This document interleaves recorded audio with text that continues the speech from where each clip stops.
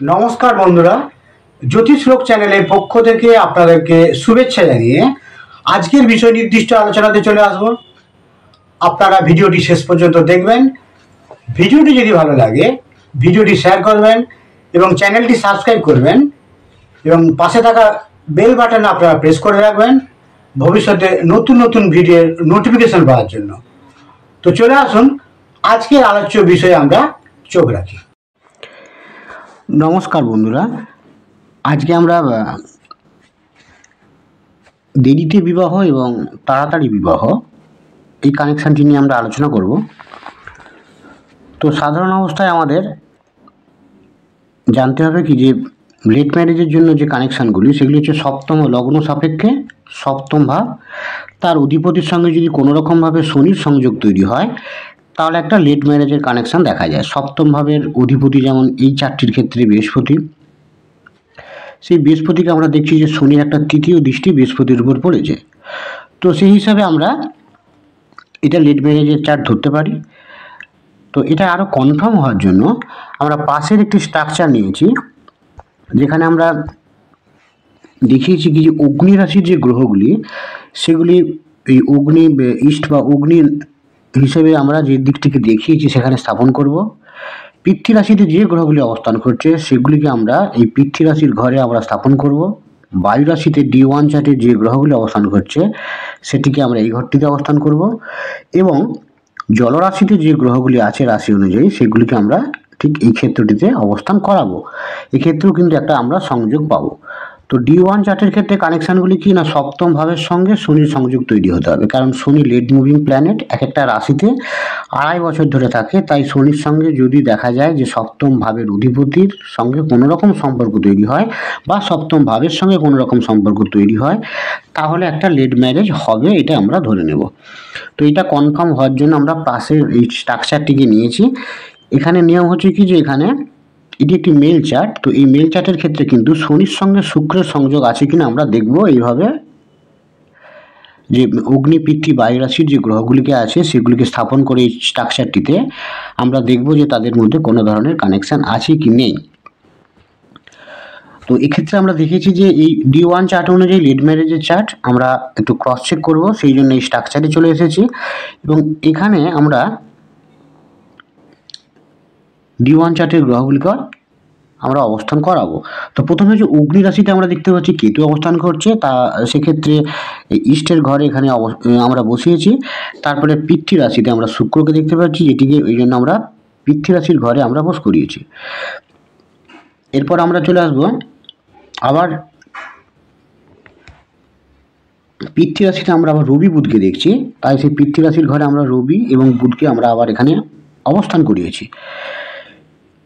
এবং বায়ু রাশিতে আমরা দেখতে পাচ্ছি যে এখানে রাহু মঙ্গল আছে, তো সেই জন্য আমরা বায়ু রাশির ঘরে আমরা রাহু মঙ্গলকে এখানে বস করিয়েছি। তো জলরাশিতে চন্দ্র আছে, তাই জলরাশির ঘরে এই স্ট্রাকচারের ক্ষেত্রে চন্দ্রকে বস করিয়েছি। পৃথ্বী রাশির ঘরে আমরা আবার শনিকে পাচ্ছি, তাই পৃথ্বী রাশির ঘরে আবার এই স্ট্রাকচারের ক্ষেত্রে শনিকে বস করিয়েছি। জলরাশিতে বৃহস্পতি আছে, তাই এখানে আমরা বৃহস্পতিকে অবস্থান করিয়েছি। তো এখন প্রশ্ন হচ্ছে কি যে এই চারটির ক্ষেত্রে আমরা যেটা দেখতে পাচ্ছি কি যে এখানে আমাদের যেহেতু এটা মেল চার্ট, সেটা লেট ম্যারেজ কিনা দেখার জন্য শনি এবং শুক্রের সংযোগ দরকার। একই ঘরে আমরা পৃথ্বী রাশিতে দেখতে পাচ্ছি শুক্র এবং শনি অবস্থান করছে। তো অতএব এই D1 চার্ট থেকে আমরা যে সিদ্ধান্তে পৌঁছচ্ছিলাম সেটা আমরা এই স্ট্রাকচার অনুযায়ী কিন্তু সেই সিদ্ধান্তে পৌঁছচ্ছি। একটা চার্টের মধ্যে কোনো একটা সম্ভাবনা আছে এবং সেটা বাস্তবায়িত হওয়ার জন্য সেখানে আমরা একাধিক রকমভাবে চেক করে নিতে পারি। সেক্ষেত্রে সেই কানেকশানটি জোরালো হলো এবং জোর দিয়ে বলা যাবে যে না, এটা লেট ম্যারেজই চার্ট। আমরা এইভাবে আমরা ক্রস চেক করতে পারি, সেক্ষেত্রে আমাদের যে প্রেডিকশানটা অনেক বেশি পরিমাণে বাস্তবায়িত সম্ভাবনা থাকবে।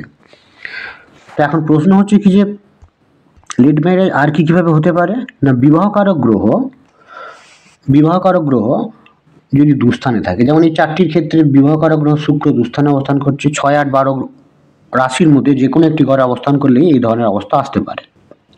তো মেল চার্টের ক্ষেত্রে তো আমরা দেখে নিলাম যে শনি শুক্রের কানেকশান। ফিমেল চার্টের ক্ষেত্রে শনি মঙ্গলকে কিন্তু এই স্ট্রাকচারের মধ্যে একটি কোনো ঘরের মধ্যে একটি কোনো ক্ষেত্রে আসতে হবে। সে অগ্নি হোক, পিতৃ হোক, বায়ু হোক, জল, সেটি শনি আর মঙ্গলের। কারণ মঙ্গল হচ্ছে ফিমেল চার্টের ক্ষেত্রে বয়ফ্রেন্ডের কথা বলে, তাই যখন আমরা ফিমেল চার্টের ক্ষেত্রে কোনো ম্যারেজ বিশ্লেষণ করব তখন শুক্র এবং মঙ্গল এই দুটি গ্রহকেই আমাদের ভালো করে পর্যালোচনা করা দরকার আছে। তারপরে আমরা লেট ম্যারেজ না আর্লি ম্যারেজ আমরা জানবো। এবার প্রশ্ন হচ্ছে আর্লি ম্যারেজ। আর্লি ম্যারেজের ক্ষেত্রে আমাদের কি দরকার? সেখানে বৃহস্পতি খুবই একটা গুরুত্বপূর্ণ ভূমিকা গ্রহণ করবে। বৃহস্পতিকে আমরা যখন দেখব যে বৃহস্পতি শুক্রের সঙ্গে একটা সংযোগ তৈরি করবে মেল চার্টের ক্ষেত্রে, তখন দেখা যাবে আর্লি ম্যারেজ হবে। তো এই চার্টের ক্ষেত্রে আমরা দেখতে পাচ্ছি যে বৃহস্পতি চন্দ্রের সম্পর্ক তৈরি হয়েছে, একই ঘরে অবস্থান করছে। বৃহস্পতির সঙ্গে যদি শুক্রের সম্পর্ক তৈরি হতো সেক্ষেত্রে কিন্তু এটি বলা হতো যে আর্লি ম্যারেজ। আর ফিমেল চার্টের ক্ষেত্রে বৃহস্পতির সঙ্গে মঙ্গলের সংযোগ তৈরি হতে হবে, তখন কিন্তু আমরা সেটিকে আর্লি ম্যারেজ হিসাবে আমরা ধরে নেব। আর এই আমাদের জন্মকুণ্ডলীর ক্ষেত্রেও সেখানেও কিন্তু আমরা দেখব কি যে সেখানে সপ্তম ভাবের সঙ্গে যদি বৃহস্পতির সংযোগ তৈরি হয়, এখানে যেমন সপ্তম ভাবের অধিপতি এখানে বৃহস্পতি, সেই বৃহস্পতিকে আমরা দেখতে পাচ্ছি কি দশমভাবে বসে আছে। এখন প্রশ্ন হচ্ছে কি অনেক সময় দেখা যায় কি যে সেখানে লেট ম্যারেজের কানেকশান আছে ঠিকই, কিন্তু সেখানে বৃহস্পতিরও সংযোগ আছে। তো তখন যখন দেখা যাবে যে দুটো অবস্থায় তৈরি হচ্ছে কোনো একটা জায়গায়, তখন কিন্তু ওই লেট ম্যারেজটা আর আর্লি ম্যারেজ একটা কম্বাইন হয়ে একটা মাঝামাঝি জায়গায় চলে আসবে। তার মানে খুব দেরিতেও বিবাহ হবে না, খুব তাড়াতাড়িও বিবাহ হবে না। এরকম বিভিন্ন চার্টের ক্ষেত্রে দেখা যাবে কি যে সেখানে একটা মিক্সিং অবস্থা তৈরি হয়ে আছে। তো যেখানে আমরা দেখব যে মিক্সিং অবস্থা নেই, সেখানে আমরা বলে দিতে পারি যে এটা লেট ম্যারেজ কিংবা আর্লি ম্যারেজ। আর যেখানে আমরা দেখব যে দুটো অবস্থায় একসঙ্গে বর্তমান আছে, যেমন এই চারটির ক্ষেত্রে সপ্তম ভাবের অধিপতি হয়ে গেছে বৃহস্পতি, যদিও সেখানে শনির সংযোগ আছে, তার মানে যেটা লেট ম্যারেজের কথা বলছে সেটা লেট ম্যারেজটা সেই অর্থে খুব বেশি এজ না হয়ে যদি বৃহস্পতির সংযোগ এখানে পাচ্ছি সপ্তম ভাব সাপেক্ষে, আর্লি ম্যারেজ আর লেট ম্যারেজ একটা মাঝামাঝি জায়গায় আসবে। এবং এটা মনে হচ্ছে D1 চার্টটি দেখে মনে হচ্ছে। এবার যখন আমরা স্ট্রাকচারে চলে আসব, এখানে কিন্তু আমাদের এটা যেহেতু মেল চার্ট, এখানে বৃহস্পতির সঙ্গে শুক্রের সংযোগ আছে কিনা সেটা আমাদের দেখার প্রয়োজন আছে। তো এখানে আমরা বৃহস্পতিকে চন্দ্রের সঙ্গে সম্পর্ক যুক্ত হতে দেখছি, শুক্রের সঙ্গে সম্পর্ক যুক্ত হতে দেখছি না। তাহলে এই ক্রস চেকের যখন আমরা করতে আসছি, D1 চার্ট দেখে মনে হচ্ছিল যে এটা একটা মাঝামাঝি জায়গায় থাকতে পারে, খুব বেশি বয়সও হবে না, খুব কম বয়সও হবে না। কিন্তু যখনই আমরা এই ক্রস চেকের মাধ্যমে এই স্ট্রাকচারটিতে যখন আমরা ফেললাম, তখন দেখলাম কি যে এখানে কিন্তু বৃহস্পতি আর শুক্রের মধ্যে সংযোগ নেই এখানে। তো সেই হিসেবে কিন্তু আমরা লেট ম্যারেজের ধারণাতেই আমরা স্থির থাকব। তো বিভিন্নভাবে বিভিন্ন অবস্থা তৈরি হবে এক একটা চার্টের ক্ষেত্রে। তো কোন দিকে যেতে পারে ফাইনালি, সেটা কিন্তু বিভিন্ন দিক বিচার বিশ্লেষণ করেই আমাদের একটা ফাইনাল সিদ্ধান্তে পৌঁছতে হবে। আজ এই পর্যন্তই থাকবে। পরবর্তীকালে আমরা আবার অন্য কোনো গুরুত্বপূর্ণ টপিক নিয়ে আলোচনা করব। ভালো থাকবেন, নমস্কার।